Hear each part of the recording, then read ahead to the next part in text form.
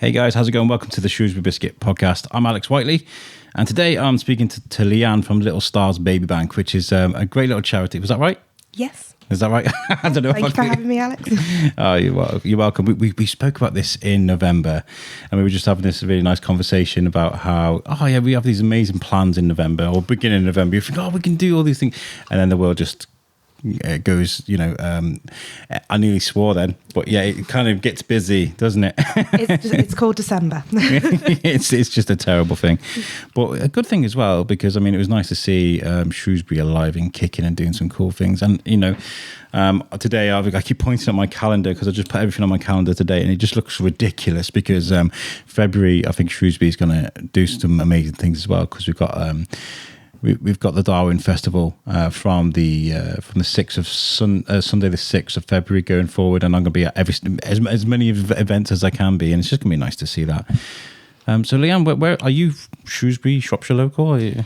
Yeah, so I'm born and bred in Shrewsbury. Nice. Yeah, never moved anywhere else, so know the area rather well. Oh, cool. And what is it you do for a living? I always call my job my big boy job, but your day job, what's that? So currently, up until in 2 weeks' time, I've been with a telecommunications company for the last 15 years. Oh. And in 2 weeks, I will be finishing there and fully concentrating on Little Stars. Wow, that's a big leap of faith, isn't it? Yeah, huge. Oh, wow. Yeah, so really excited. Hence why we've got a lot of things in the pipeline for what Little Stars can now do, and looking to grow the charity so that it's a sustainable charity that can be there for Shropshire and the community for many years to come. That's the vision anyway. I've got so much respect for folks like you that just do that. They just go, right, this is my singular focus. I wish I could do that with the biscuit and with what I'm doing. And, I'm taking some steps. I've got 3 weeks off work, and I've dedicated a week to the Darwin Festival. Next week, I'm making a voice reel because I want to start sending my voice out for auditions. I can't leave my job and do this without being paid and stuff, but that is an amazing thing to do. Yeah, huge. Singular focus. Yeah, because it needs it. So we've been operating now since August 2020 is when I launched the charity. Referrals started coming in from organisations from the November. What the last kind of 12 months has shown me is just how much it's needed in the county and how much people need this type of service, which is providing essential baby items to families across the county through various organisations. It's very striking. We've worked a lot with charities over the years, especially during COVID. One of our focuses during COVID was, let's see how the world turns whilst everybody's indoors. That's how that started. I wanted to work out how charities made their income, how they were adapting to things, and I learned an awful lot, especially when it comes to things domestically during lockdown. Because I know you started this in 2020. Yeah, so I started it literally right in the middle of the pandemic. So that was a bit of a mental time, but I suppose for me, unlike the other charities, I was just starting up, so for me COVID was normal. In terms of what so you didn't have any data before, data during, data after. Say after. Still slightly in it. Is there anything, have you looked at any data from other people or any sources that can sort of tell you about the patterns and the way things were before COVID and afterwards, or if people spoke to you about how difficult things have been? Yeah, so because we're referral based, we work alongside the organisations. So in terms of what the comments we get back is, a lot of the time it's, what did we do before you? Because the type of service that I've set up wasn't really there before. So it's very new. So in terms of data, I can get it from other baby banks across the UK. But again, they're different regions, different locations. So the data doesn't always marry up. It's just more of an interest, really. Because, obviously with things domestically, things got really difficult for a lot, especially if you got, a house full of kids and they couldn't go out at the time. But, we're moving out of that now, and people can move around and do the normal things, which is kind of good. I feel like it's something we just can't take for granted anymore. Going to festivals, going on holiday, or going to the supermarket. I don't know. It's one of those things that I still think people are wary about. They're kind of like, is this real? Is this happening? You know, which is great. Can I book? Well, we're going to Greece soon, and even I'm like, is this gonna happen? I'm gonna believe it's real till I'm on the beach, you know. Yeah, don't blame me. We need to talk about where this began, though. Obviously, everything has a beginning, and from what I read, the beginning is quite humble. It's quite nice.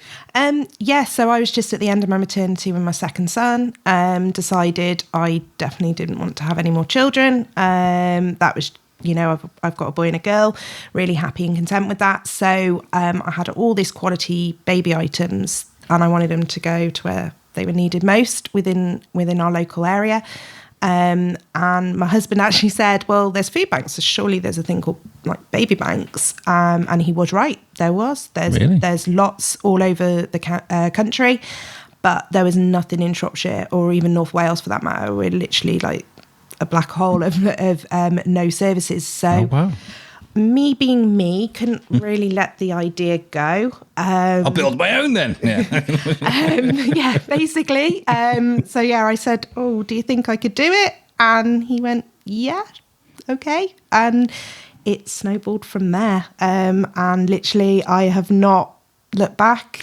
Does something like this just start with a couple of emails? Like, can we do this? And it's sort of like, you say snowballs. It's kind of like, okay, now I need to make this thing happen. How do you start connecting the dots? I mean, it was kind of an odd thing, really, because like you say, it's about making those connections, talking with people, and kind of getting the word out there. Because also at the time, this was a fresh idea, and then it's a case of, well, if we use you, are you going to disappear?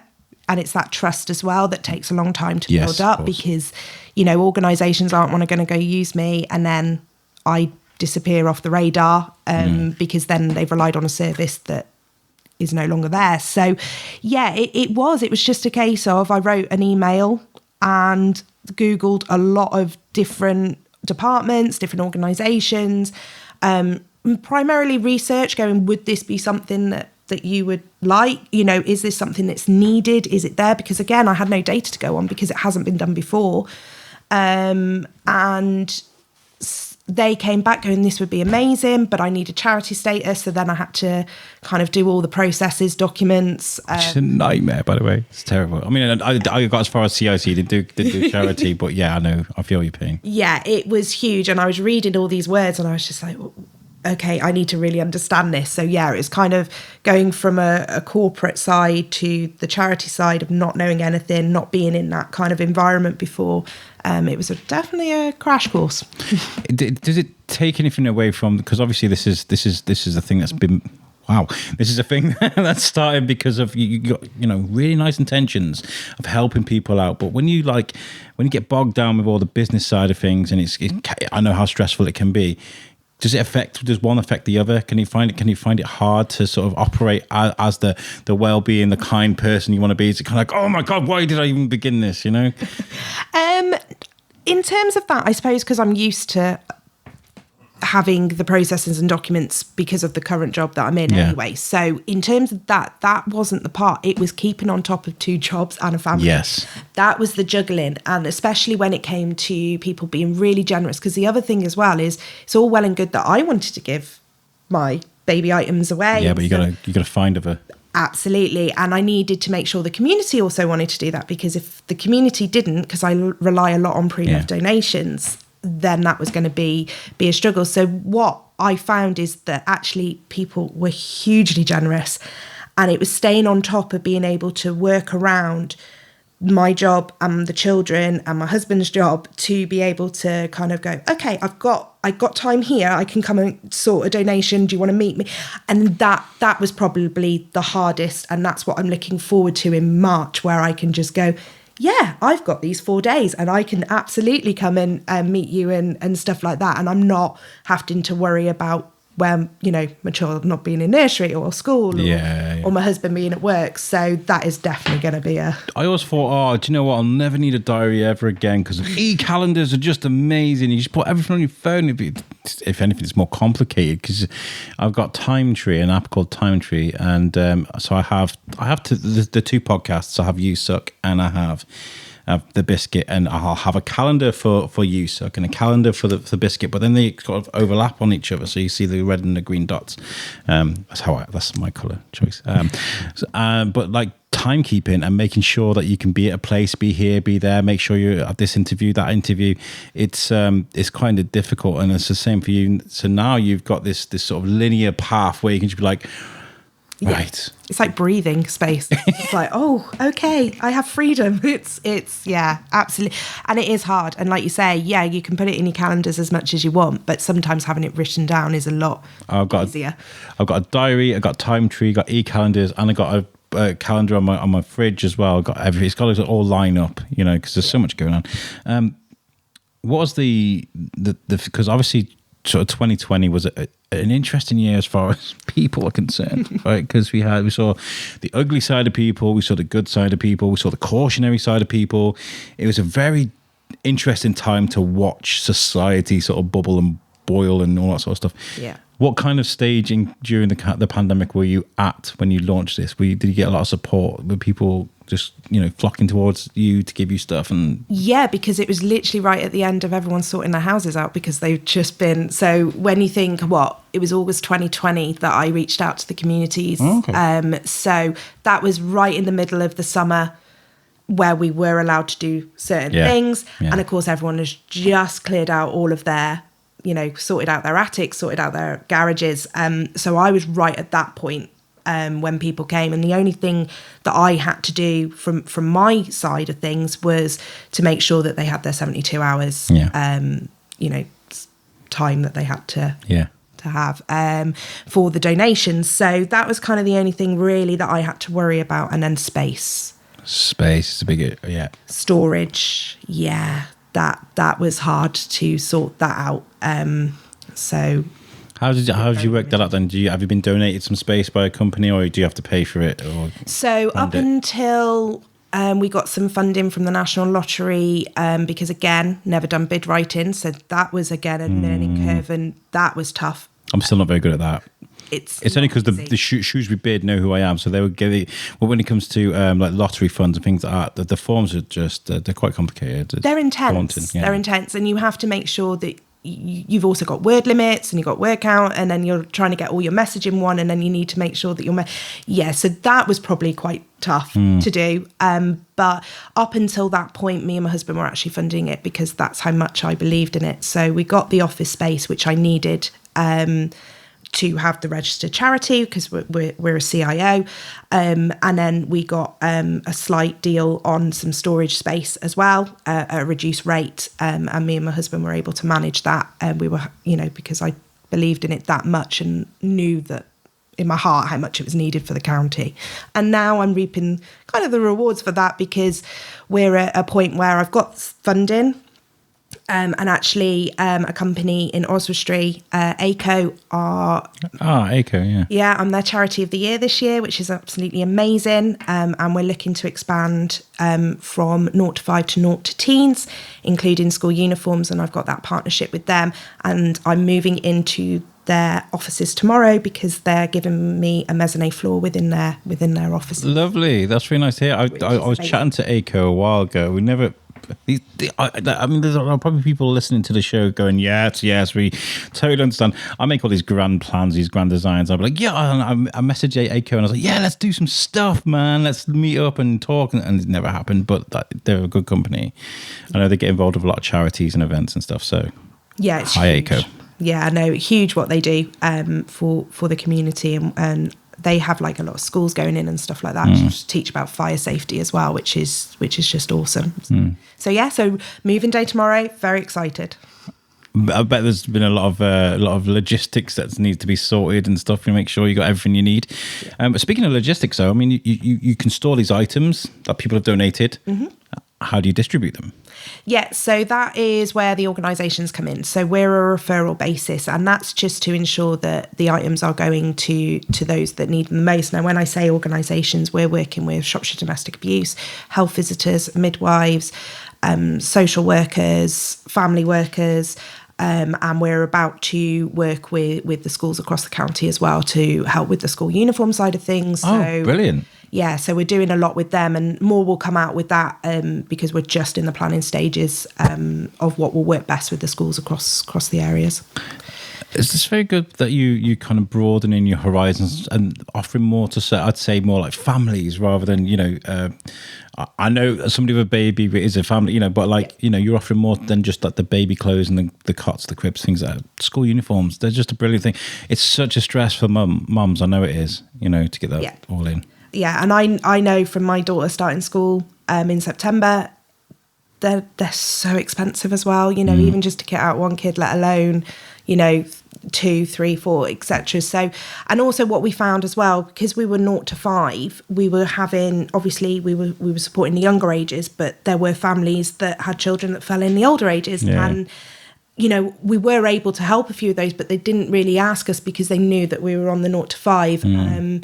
But again, we couldn't do the expansion without the space. So they do go hand in hand a little bit, because when you think about the items that we get donated, you're looking at prams, Moses baskets, baby gym, you've got a lot of equipment that's really bulky as well.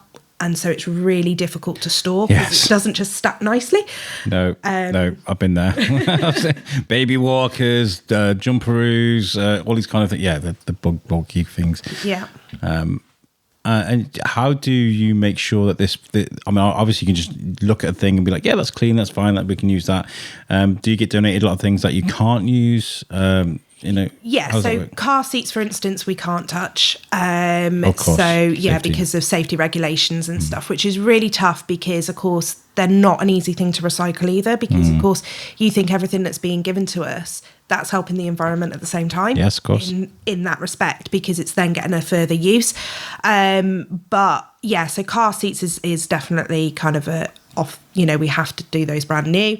And then slings and things that we can't safety check. So every pram, every stroller that we have come in, we follow a rigorous safety check, simply because we need to make sure that everything is working as it should be before we, because we're providing this to a family and we need to make sure that it's all safe. So, yeah, that adds a lot of work as well. I mean, that kind of answers questions for a lot of things, doesn't it? Because obviously there's probably mums going, I know people that think of things as secondhand or donated, things like that, secondhand items. We buy things off eBay all the time, especially for Timmy, things for school. We have no problem with it, but I know some people are a bit like, oh my God, I can't. But if you can reuse it, it's clean and it's going to help you and your children. Have you seen this progression in people's, or do you get a lot of appreciation? I mean, how does that work? The mindset of a young mum having to use a charity to furnish things for their kids. I mean, how does that develop for you? What have you seen? Yeah, so I suppose because it's always coming from the organisations, they're going in, they're seeing the families, they're seeing the parents, they're having that conversation. So we don't do the self-referrals. Oh, good. Okay. In that respect. So we don't have contact generally with the mum, with the families that are receiving the items. We do deliveries on occasion. If required, in which case, we respect that, they might not want to use our service, or they might be, because it is hard. Mm-hmm. So that's why we kind of use the pre-loved, quality, immaculate, one mum helping another mum. That's kind of the philosophy we go with. And then, if we do ever deliver, it's just a case of, hiya, how are you? Here you go. And then, we're gone. It's like receiving a DPD parcel almost. Just in and out. There's your stuff. Show them how to use the equipment if they've had equipment, which we also do with the organisations if they're receiving on behalf of the family as well, just so that they know, because every buggy works very differently. Yes, they do.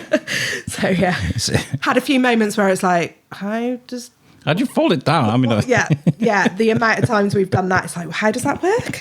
So, yeah. It's always handy when a pram or a straw just rises at a flip of a switch or something, you know, so hey, look at what I did. Ta-da! Yeah. I love that you offer this service. I love that you do that, because I know there's a lot of people that are struggling right now, and you know, there's more and more people struggling. And I think like there's like this terrible sort of trend that's happening at the moment with people's everything's getting more expensive, you know, and things are getting tougher. Especially with the pandemic, there's a lot of businesses that have struggled, and so it's going to be a hard time. Have you seen things rise statistically? Yeah, I think one, because our name's getting out there, so people are becoming more aware of our services, and then you've also got the universal credit that got removed. Yes. So that was removed from the families, and then of course high rise in energy bills as well.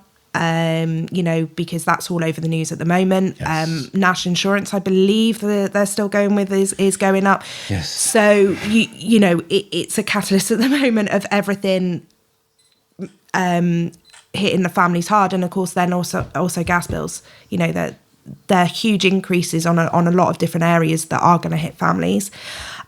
So in terms of that, I think it's going hand in hand at the moment. People are becoming more aware that our service is there. And then obviously the high rising, and then of course the fallout from the pandemic, because whilst furlough scheme was in place, that probably helped a lot. But, you know, you don't hear about the businesses that have had to let staff go. Yes. So of course then that's going to play into it as well. Difficult times, but it's nice that there's people like you and the food bank, the food hub, should I say, and you know, there's lots of places, and you know, domestic violence. There's charities there for that and help for that. It seems like there seems to be something for everything now that we're having to put together ourselves, because it just doesn't seem to be enough there. I mean, I don't want to get into the politics of all. That's the worst thing to talk about.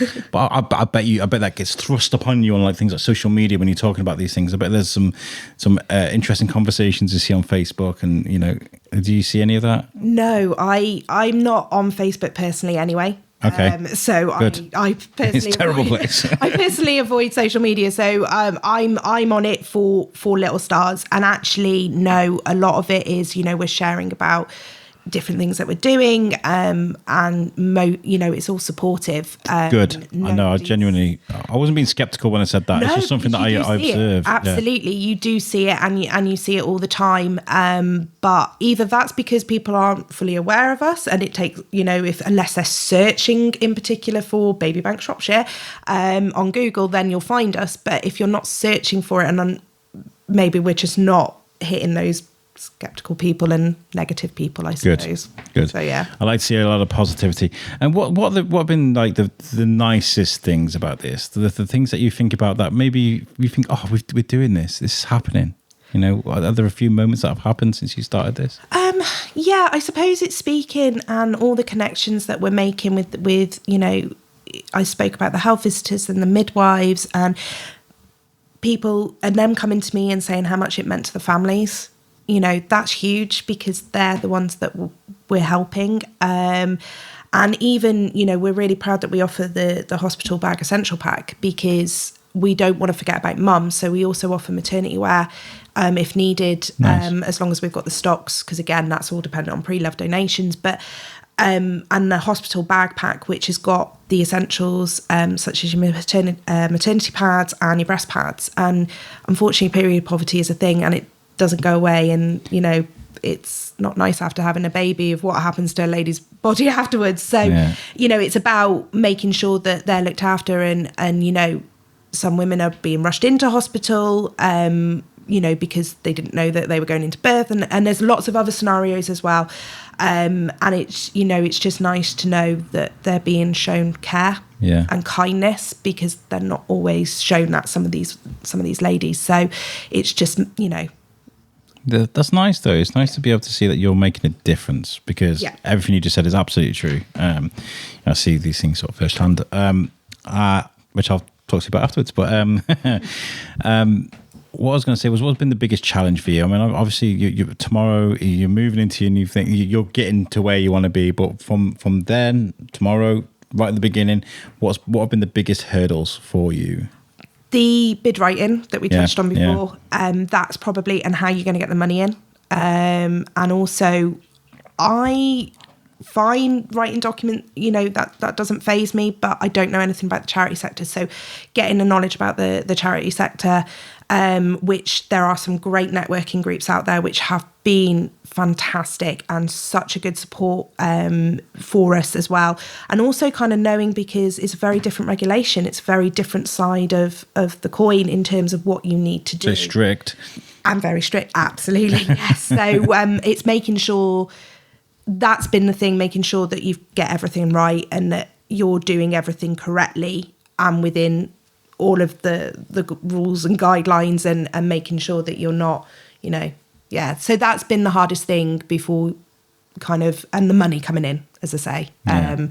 Where's the next bit of money going in? Because I don't want this to fall. That's been tough. But you're getting there. And I feel like with in my experience, every single thing I mess up with, I kind of like, okay, I won't do that again. Yeah, I feel like I have to fail. Oh, that's terrible. I can't just be good at something. I got to be terrible at first. But from tomorrow, how does your world change? How does all this new time that you've developed, or how do things develop for you now you've got all this time? How do things change? Yeah, so I've already kind of got meetings booked in, talking with different people, talking with people like yourself. Yeah, the biscuit. You're on the world famous Shrewsbury Biscuit. Absolutely. And just kind of being able to network more with different organisations so that they know that this is a service. Because, as I said, we're not just Shrewsbury based, we're actually for the county. So, I mean, yesterday I was at Tesco's, chatting with the community lead there. Morrison's in Shrewsbury have a pickup pack for us. That helps us with the hospital bag essentials, nappies, wipes, etc. So that keeps our supplies up where customers can pick up. And Oswestry, Morrison's are now doing that as well. Nice. So it's about and what we want to be, or what I want to be doing, is sitting in stores, come April time, so that people, if they want to come and chat with me, they know that I'm going to be there, and they can say, put a face to what they've been supporting in these stores, and being able to, if they have any questions, just to come over and have a chat with me, because I think that's really important as well, because without the generosity of the community, picking up those packs, donating their items, this service couldn't exist. And that's really important as well. Do you know what I think is really important about this? We do a lot to help charities with the biscuit, but it's nice to have a charity with a human element. You can create something out of an academic background. You'd be like, okay, we're going to make this thing. I know how to do, I'll make a great worksheet. I can do all this, that, the other. I don't know. And yes, it would do a great thing. But like you said, there's no face of what it is they've made. You see it, Oxfam, all these, I don't just name one, British Red Cross, these massive charities that happen. You can't go up to someone and go, oh my God, this is an amazing thing that you have done. And this is what, it's credible. It's credible. You can say, oh, she's an amazing person. She's done this thing, and she's great. I've met her. She's great. And it's come from that. And I think that's very valuable. Very valuable when it comes to making something like this. Have you spoken to Stay in Telford? They offer a lot of help for vulnerable young people, homeless people. I've worked with them. I worked with them for a couple of years, and they do an awful lot for the community in Telford. They might be worth shouting out to. Thank you very much. Yeah. No, I think because, again, the way that our county is set up, but because I do know Telford Crisis, they're doing a lot as well. They've also set up a baby bank for the area of Telford, and I think they're also doing school uniforms as well. Okay, so you don't want to step on people's toes. Absolutely, because I think that's also, knowing what's already around in the county as well, and respecting. And I know that when they haven't been able, because again they've got storage, they're a food bank and the baby bank. So, and I know that they've sent things my way because of that, and I think that's great work together as well. Absolutely, because I think that's really vital. Just because, they're doing it for Telford, but then I'm doing it for Shropshire, and it's great that we've got those kind of links and connections, because we do work very differently as two separate councils. Again, won't go into the politics of how the councils operate that, but yeah. So that, and I think it's always about being aware of what else is going on as well, and then you're complementing each other, which is really good.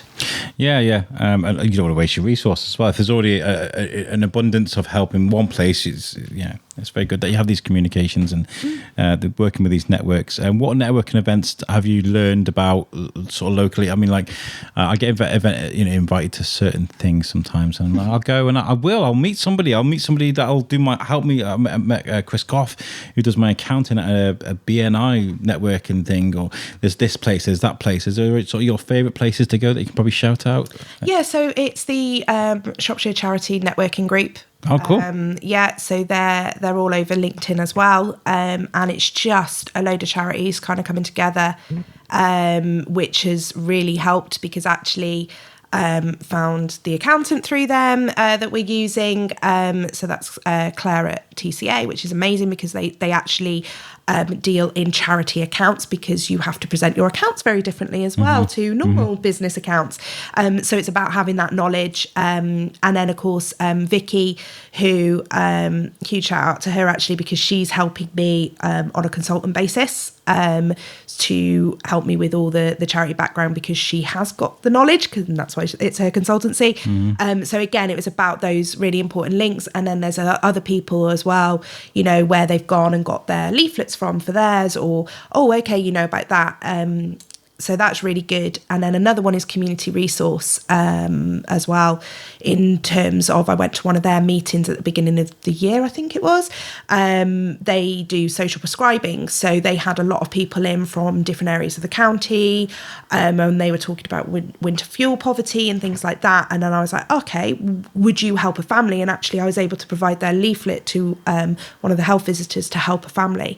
And she read the health visitor read the leaflet and went, yeah, 100%, that's exactly. And had I not done that, I wouldn't have been aware. So again, it's about those links which are just invaluable. Yeah, you got to tell people what you're doing. You got to have. I mean, I have what I now know as, only very recently, I think imposter syndrome is a very real thing, and it's driving me nuts, because I don't feel like I can stand up and go, I am the biscuit guy, and people will appreciate me for who I am. Doesn't feel natural, does it? It doesn't feel great. No, it really doesn't. And I've been struggling with that for a while, but I feel like you got to force yourself to do that. Go to these networking events, speak to new people, make new friends, and because great things come from that. Yeah. So if you're starting out with something new, and you struggle with that sort of thing, you just got to force yourself through it, because I struggle with it so much. When it comes to like festivals and events and things like that, I'm like, oh no, I can't go to that. I can't do that. Like, in fact, sometimes Beth from Shropshire Festivals would be like, "No, come along, bring your stuff," and I'll be like, "Okay, we'll be there." It's just very. Yeah. I get that. Yeah. I will talk about the charity as we, they, us a lot. I don't use first person because the charity is bigger than me. Yeah. Just because I started it, the charity is bigger than me. And naturally reaching out to people to go, do you want to speak to us? Do you want to know what we're doing? It's not, Rather than going, sit down, I've got a story to tell you, Yeah, it's definitely not something that sits comfortably. It's not the bit that I'm a background person. I don't like to be, but again, I need the message out there as well. So it's like you say, you've just got to force through that barrier. How do you get to that point though? How do you get to that point where you're like, okay, this is really nerve-wracking. I've got a talk to do at Wellington Orbit on the 22nd of February. I can tell you guys about that. If you want to book tickets, they're on Eventbrite. But like, I'll be doing a talk about content creation and how I created the biscuit, all that sort of stuff. And it's driving me insane, because I'm like, why? How? What am I going to do? Like, how do you get to that point where you can safely say, I made this and this is why it's amazing? I don't think I will. You don't? No, I'm not there yet, that's for sure. Maybe from tomorrow. Maybe when the premise is no, I get so nervous, and I get sweaty palm, and I just like, what are they going to ask, or what they're going to say, or I get really, really kind of tied up and nervous and all in knots. I remember I always think of Comic Salopia, which is one of the first. We did events. So I've been to events and stuff, but I remember Shane Chebsey, who put Comic Salopia together, going, yeah, come to the opener, right?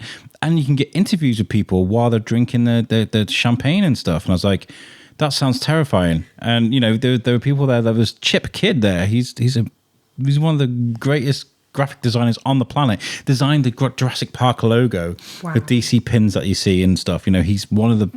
And I didn't even know which one he was. Oh, dear. And I stood there and I was like, what if I get the wrong person? What? And I just stood and I was like a coward in the corner, just holding onto my beer. Yeah. But you got to force yourself into these things. Otherwise, you're not going to prosper. And this is what I've had to learn to do. You will now see me at festivals putting microphones in people's faces and going around and talking, because you can get there. What advice would you give to someone that would you know, is maybe in your shoes, sort of August 2020, about to start your own thing? If there's somebody there that is about to do what you did, what advice would you give them? You're insane. No. Don't do it. No. I think the advice would be, if your heart is in it, then 100% follow that. Because if you truly believe in something and you put the hard work in, you will. I mean, you know, 12 months down the line, I'm a company's charity of the year. Who'd have thought that would have happened? So it's really hard. It's just a case of, you are going to have bits that are going to go down. You know, you are going to have parts that you're going to feel like you're bumping your head against that wall. And thankfully, I've got an amazing family who are so supportive. And without them, I couldn't have done it, because, again, something I suppose I didn't mention, with COVID, I didn't have volunteers. So I had to do everything by myself, pretty much. And I relied on my family, and, you know, my mum and my sister were washing things ready to go out in packs, which, again, it was, bless them. I was just like, can you do this? Or, Mum, can you look after the kids? I've got to go here, and stuff like that. So, and there were times like, oh my goodness, is the message getting out there? You know, and it does make you second guess a lot, and you do second guess. So I suppose it's like, just, if you truly believe in it, keep going, because I'm not second guessing myself anymore. Yeah. No, you need to have that drive, and the passion shows. The passion shows when you talk about this thing. I know this is an audio podcast, but I can see the look on your face, how much this actually means to you, and it's nice to see. Like I said, human element. It's a nice thing to see when you see a charity like this. You know, without having that sort of instant feedback, as far as like people that use your service, because you don't really have that much to do with the people that have how do you sort of collect your data? How do you know how it's affecting people? Do you get feedback from the services that you work with? Yeah, so I've had feedback from the services, and of course they keep using me, so that they keep coming back. They haven't stopped. Absolutely. And actually I know that they've been writing our services in reports and things like that, because and your charity of the year. So in terms of those kind of, you know, going into official reports used by an organisation such as Health Visitors or anything like that, that's huge as well, because they're putting their trust in our service, and showing how much it means to them by saying, yes, we this family has been helped by these this organisation. So that's kind of where we get the feedback, but it's mainly verbal. We don't, by them coming to us, we know it's needed. And that's all we need to know. You know, we don't ask for the donations to come back to us either, because we want the family to feel like it is theirs. Yes. And I mentioned my mum and sister washing, and also my washing machine. But simply we wash everything and we pack everything up so that they know exactly what they've got in a pack. As soon as they open it, it smells fresh. It's clean, and it's almost, you can put a tag on it and sell it. That's the quality that we're also giving out. Nice. So it's. What would you say to any young mother that's listening to this, and how to get referred to be able to use a service like yours? Yeah, so if you've got a little one that's 0 to 5, you can go and speak with your health visitor, or your doctor could refer you. If you are pregnant currently, speak to your community midwife. I am going to be doing a few meetings with them as well, and again, putting the face, going and meeting them, which is just going to be amazing to be able to do that. Nice. So go and speak to, if you do have a social worker, go and speak to your social worker. There are various ways that you can use our services. Of course, if you're 0 to teens, we are going to be having a presence. The schools are going to be aware of us. That's going to be happening over the next few months. I'm going to be making those connections ready for the new year, new academic year, I should say. So, because these things take time as well to build. It's not an overnight thing. You do need to build it up, have everything in place as well. So, just kind of speak to those individuals, and they can point you, and get in contact with us on your behalf. Nice. Do you know what? It's been really lovely to meet you. It really has, because it's kind of scarred into my brain, like the bad things that happened during COVID. The terrible behaviour by some people, and I didn't lose faith in society, because I was working with a lot of positive, good people as well. But it's kind of like it was disappointing that people could be that way. I think that's kind of what the angle I took on that. And so to meet good people like yourself that have good intentions, that go on and make these great things, that could go on and save a family's life and give them that sort of that nurturing and that growth that they need, is really refreshing. So thank you so much for chatting to me today. Oh, thank you, and thank you for having me on and listening. No, it's been nice. Where can people sort of follow you on social media, things like that, for the charity? Yeah, so we're on Facebook, Instagram, Twitter. And we're also on LinkedIn as well. And then we do have a website, which is littlestarsbabybank.co.uk. You do. It's a very nice website too. I look at it this morning. But yeah, I was explaining to you before we did this, that, sort of like how I like to do these things. I do like to know who I'm speaking to, and do a little bit of a look on social media or on the website, whatever. But I like to learn as the listeners learn, and it's been really nice to go through that journey with you, and the listeners hopefully appreciate that too. But I want to say thank you as well to our listeners. If you're tuning in every week, I really do appreciate you. But give this podcast a bit of a share for me. I want to get the word out there that Shrewsbury is a great place, and we've got lots of things going on. Especially, when it comes to like promoting things like the Darwin Festival that's going on. I feel like the more people that know about these things, the better, because we do have a great town. So if you know somebody that I think might appreciate this podcast, please give it a share. I don't usually ask for shares on this podcast, but I thought it'd be nice. Also, check out our website, which is the Shrewsbury Biscuit podcast.co.uk. All of our content is on there. You can press play on the website, and it will play for you. And there's lots of information about us there too. And that's made for us by our friends at Web Orchard. If you need a website, go to Web Orchard. Pete is awesome. He'll sort you out a website, and they do make amazing things there. So, and make sure you mention that you heard it on the Shrewsbury Biscuit as well. So they know it works. Thank you so much for chatting with me today. It's been lovely meeting you. Yes, you too. And we'll catch you next time, guys. Peace out.